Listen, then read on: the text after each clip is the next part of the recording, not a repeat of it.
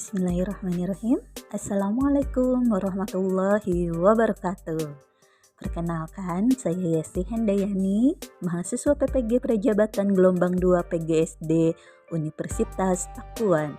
Pada kesempatan kali ini, saya akan memaparkan mengenai materi topik 6 di mata kuliah Perspektif Sosiokultural dalam Pendidikan, yaitu mengenai isu-isu penyelenggaraan pendidikan dan pembelajaran di sekolah dalam perspektif sosial, budaya, ekonomi, dan politik.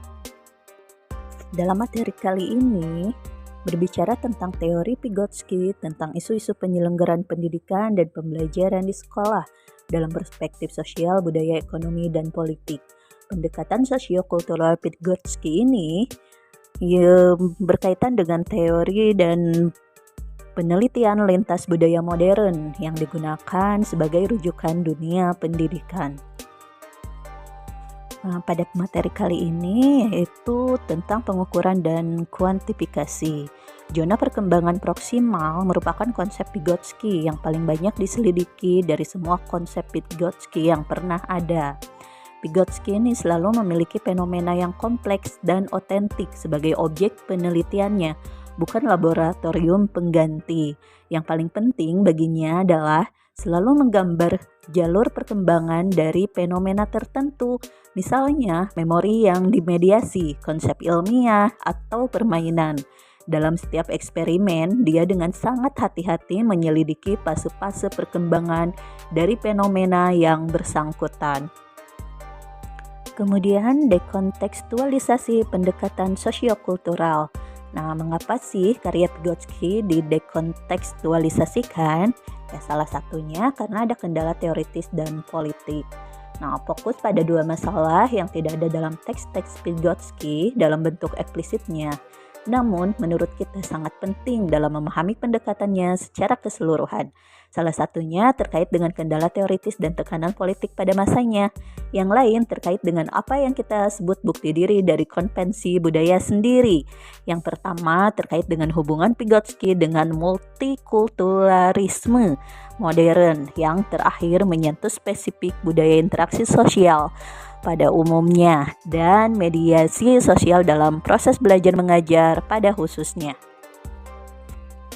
Baik, kemudian yaitu Vygotsky dan multikulturalisme. Kata budaya adalah salah satu yang paling sering digunakan dalam tulisan-tulisan Vygotsky. Ini juga merupakan salah satu kata yang paling sering digunakan dalam teori dan praktik pendidikan modern. Budaya, keragaman budaya, kepekaan budaya, multikulturalisme, dan banyak turunan lainnya telah menjadi bagian besar dari perdebatan teoritis dan politik modern tentang pendidikan. Jadi, tampaknya siswa seharusnya tidak mengalami kesulitan. Setidaknya dengan bagian dari warisan Vygotsky ini, faktanya mereka melakukannya. Nah, lalu kekhususan budaya dalam interaksi sosial dan proses belajar mengajar. Hubungan interpersonal dalam budaya individualistik cenderung berorientasi jangka pendek, sedangkan dalam budaya kolektivis.